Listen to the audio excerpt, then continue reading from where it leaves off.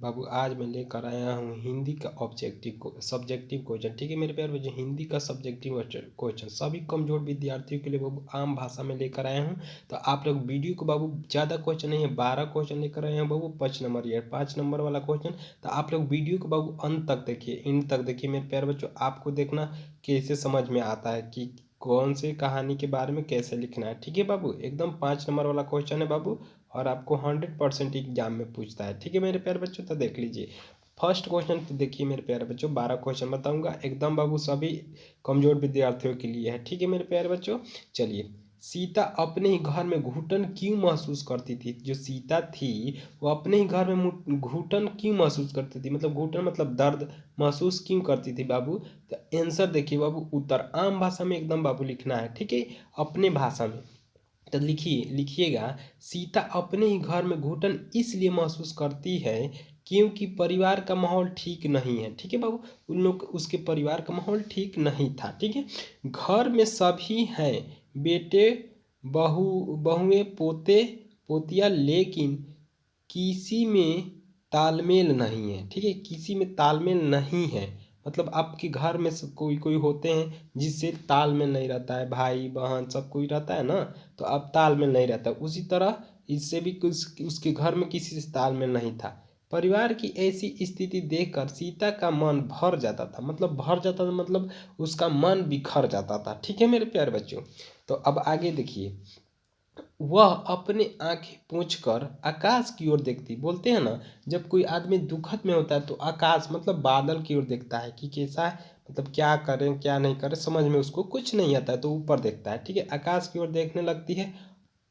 ठीक है, उसे लगता था कि जैसे पृथ्वी और आकाश के बीच घुटन भरी हो, जैसे पृथ्वी और आकाश के बीच घुटन भरी हो।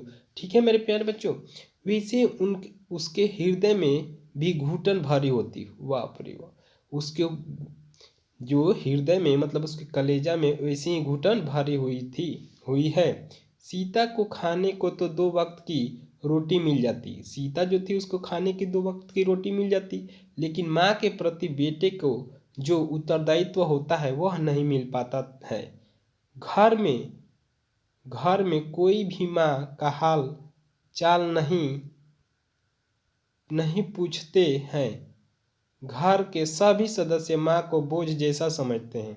ठीक है, यही कारण है कि सीता अपने ही घर में घुटन महसूस करती थी। तो आप लोग बाबू ऐसे ही आप लोग भी आंसर लिखिएगा, एकदम फास्ट लिखिएगा। ठीक है मेरे प्यारे बच्चों, एकदम प्यारे से राइटिंग में। ठीक है, और राइटिंग जरूर देखिएगा। और दूसरा क्वेश्चन देखिए मेरे प्यारे बच्चों, दूसरा क्वेश्चन क्या है?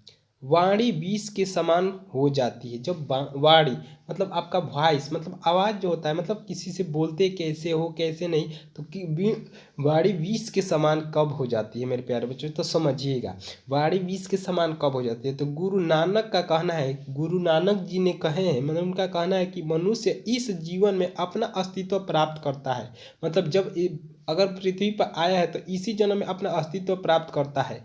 मनुष्य को सदैव राम नाम का जप करना चाहिए, मनुष्य को हरदम बाबू राम नाम का जप करना चाहिए, मतलब डेली थोड़ा सा राम नाम का जप जरूर करना चाहिए, क्योंकि मनुष्य का अस्तित्व राम की कृपा से ही हुई है। मनुष्य का अस्तित्व बाबू राम की ही कृपा से हुई है। यदि वह राम का नाम का जप नहीं करता है तो वह निश्चित ही 20 वर्ण की समान हो जाती है। मतलब जो अगर कोई व्यक्ति है अगर राम की मैंने राम का जप नहीं करता है तो उसको निश्चित है, मतलब निश्चित है ही कि वाणी 20 के समान हो जाती है। ठीक है मेरे प्यारे बच्चों, तो आप लोग भी राम का नाम जप जरूर कीजिए कि आपका जो वाणी 20 का समान न हो। चलिए नेक्स्ट देखते हैं मेरे प्यारे बच्चों। सभी लोग थोड़ा वीडियो को लाइक कर दीजिएगा। ठीक है बाबू, सभी मेरे प्यारे बच्चों, क्योंकि बाबू आपका एक लाइक हमारे लिए बहुत ही मोटिवेशन का काम करता है। ठीक है मेरे प्यारे बच्चों, तो सभी लोग वीडियो को लाइक कर दीजिए। नेक्स्ट क्वेश्चन देखिए, लेखक ने नया सिकंदर किसे कहा है और क्यों? लेखक ने नया सिकंदर किसे कहा है और क्यों? किसे कहा है और क्यों कहा है मेरे प्यारे बच्चों? देखिए आंसर देखिए क्या कहा है। चलिए, जो व्यक्ति भारत के साहित्यिक, धार्मिक, सांस्कृतिक, प्राकृतिक एवं राजनीतिक गौरवपूर्ण इतिहास से अनजान है, उसे ही नायक उसे ही नया सिकंदर कहा जाता है। मतलब जो नहीं जानता है साहित्य, धर्म, संस्कृति, प्राकृतिक और राजनीतिक गैर पूर्ण ऐतिहासिक अनजान है, उसी को नया सिकंदर कहा गया है। ठीक है मेरे प्यारे बच्चों। अब चलिए नेक्स्ट देखते हैं बाबू क्या कह रहा है कि मतलब इतिहास जो नहीं जानता है कि मतलब भारत कब आज़ाद हुआ, कैसे हुआ आज़ाद, कितने दिन गुलाम था, उसी को कहा गया है। चलिए, परंपरा का ज्ञान किन के लिए आवश्यक है और क्यों? परंपरा का जो ज्ञान है किन के लिए आवश्यक है और क्यों? चलिए बाबू आंसर देखते हैं, मतलब उत्तर देखते हैं क्या कर रहा है। उत्तर देखिए मेरे प्यारे बच्चों, कह रहा है जो लोग इस गुण में परिवर्तन चाहते हैं, जो लोग इस गुण में परिवर्तन चाहते हैं और रूढ़ियां तोड़कर क्रांतिकारी साहित्य की रचना करना चाहते हैं, अक्सर उनके लिए ही परंपरा का ज्ञान आवश्यक है। ठीक है मेरे प्यारे बच्चों, जो क्रांतिकारी साहित्य की रचना करना चाहते हैं, मतलब क्रांतिकारी लाना चाहते हैं इस देश में, आवश्यक उसके लिए ही परंपरा का ज्ञान आवश्यक है। ठीक है मेरे प्यारे बच्चों, तो लिख दीजिएगा आप लोग, डरिएगा मत मेरे प्यारे बच्चों। चलिए अब देखिए कितना प्यारा क्वेश्चन है, कितना प्यारा क्वेश्चन है बाबू, कि कह रहा है क्वेश्चन, मेरे प्यारे बच्चों ध्यान से देखिएगा। क्वेश्चन कह रहा है कि खोखा किन मामलों में अपवाद था? हर एक चीज का अपवाद होता है, हर एक ना कोई कोई वस्तु का अपवाद होता है, तो खोखा जो था वो किस मामले का में अपवाद था? तो पढ़िए आंसर मेरे प्यारे बच्चों, आंसर पढ़िएगा आप लोग एकदम। सेन साहब की 5 पुत्रियां थी। सेन साहब तो जे उनकी 5 पुत्रियां थी। सेन साहब का एक पुत्र भी था जिसका नाम खोखा था। ठीक है, खोखा का तब जन्म हुआ जब उसके माता पिता बुढ़ापे के अंतिम पड़ाव पर पहुंच गए थे। चलिए, इसलिए खोखा जीवन के नियमों के साथ साथ घर के नियमों में भी अपवाद था। आप लोग, उम्मीद करता हूं कि आप लोग एक क्वेश्चन को आंसर इस क्वेश्चन का लिख दीजिएगा मेरे प्यारे बच्चों। चलिए नेक्स्ट देखते हैं क्या कर रहा है। कासू और मदन के बीच झगड़े का कारण क्या था? कासू और मदन के बीच झगड़े का क्या कारण था? इस प्रसंग के द्वारा लेखक क्या दिखाना चाहता है? दोनों के बीच झगड़ा था तो इसके प्रसंग के लेखक बीच क्या दिखाना चाहता था? चलिए क्वेश्चन उत्तर देखिएगा। काजू और मदन के बीच झगड़े का मुख्य कारण अमीरों और गरीबी का भेदभाव था। याद होना चाहिए आप लोग को, काजू और मदन के बीच झगड़े का मुख्य कारण अमीरी और गरीबी का भेदभाव था। ठीक है, कासू सेन साहब का बेटा था और मदन एक किरानी वाला का बेटा था। कासू के झगड़े का मुख्य कारण लड्डू ले खेलने को लेकर था।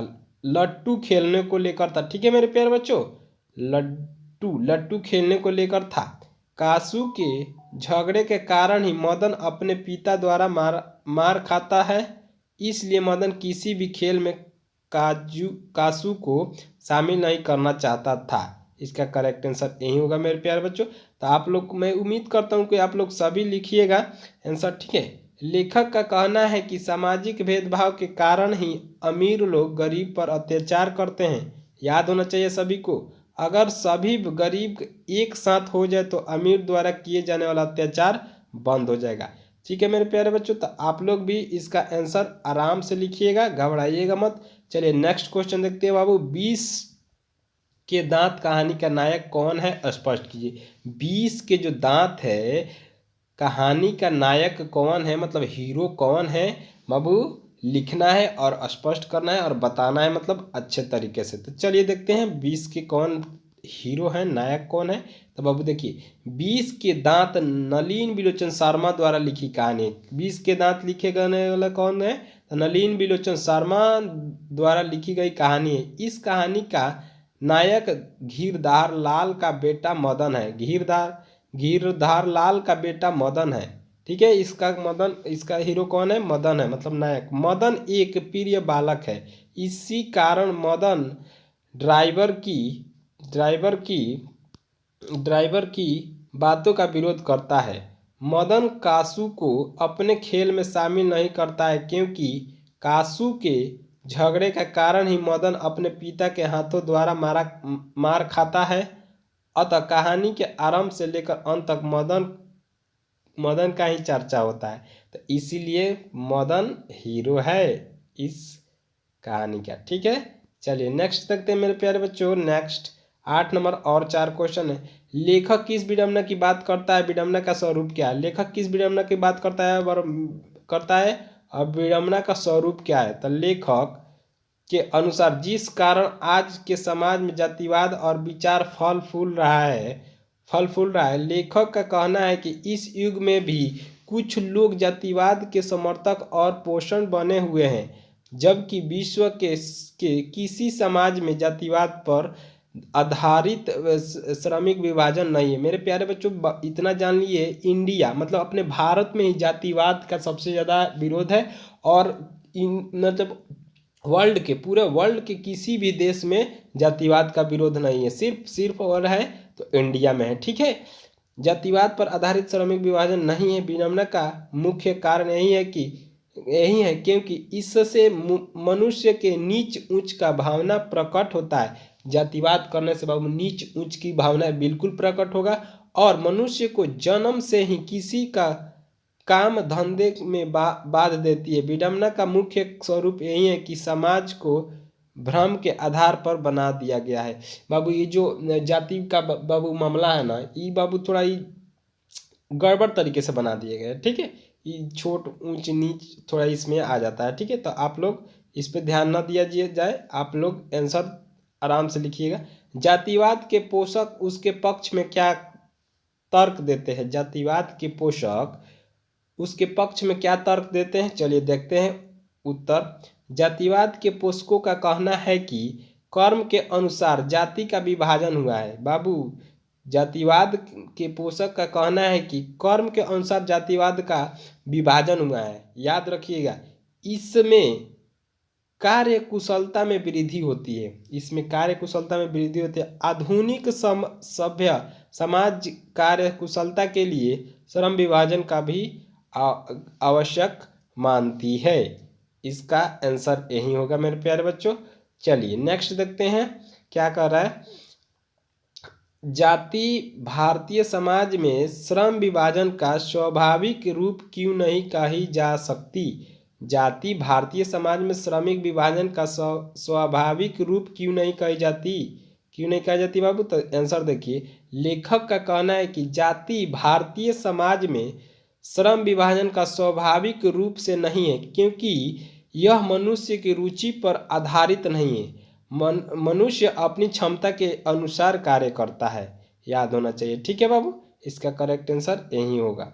चलिए नेक्स्ट देखते हैं 11 नंबर क्या कर रहा है। लेखक ने पाठ में किन पहलुओं से जाति प्रथा को कहानीकार प्रथा के रूप में दिखाया है? लेखक के पाठ में किन पहलुओं से जातीय प्रथा को हानिकारक प्रथा के रूप में दिखाया है मेरे प्यारे बच्चों? चलिए देखते हैं आंसर। देखिए क्या कर रहा है आंसर। लेखक के अनुसार जाति प्रथा पर आधारित श्रम विभाजन नहीं है। लेखक के अनुसार जाति प्रथा पर आधारित श्रम विभाजन नहीं है, क्योंकि यह मनुष्य के भेदभाव की प्रभाव प्रकट करती है, और मनुष्य अपनी क्षमता के अनुसार कार्य करता है। इसलिए लेखक जाति प्रथा को एक हानिकारक पदार्थ के रूप में माना है। चलिए, आप लोग, उम्मीद करता हूँ कि समझ में आ रहा होगा आप लोग को मेरे प्यारे बच्चों। अब लास्ट क्वेश्चन पे आ गए हैं, तो लास्ट क्वेश्चन मैं बता रहा हूँ तो इसलिए बोल रहा हूँ कि सभी लोग पहले वीडियो को लाइक कर दीजिए मेरे प्यारे बच्चों, सभी लोग वीडियो को लाइक कर दीजिए। ठीक है, चलिए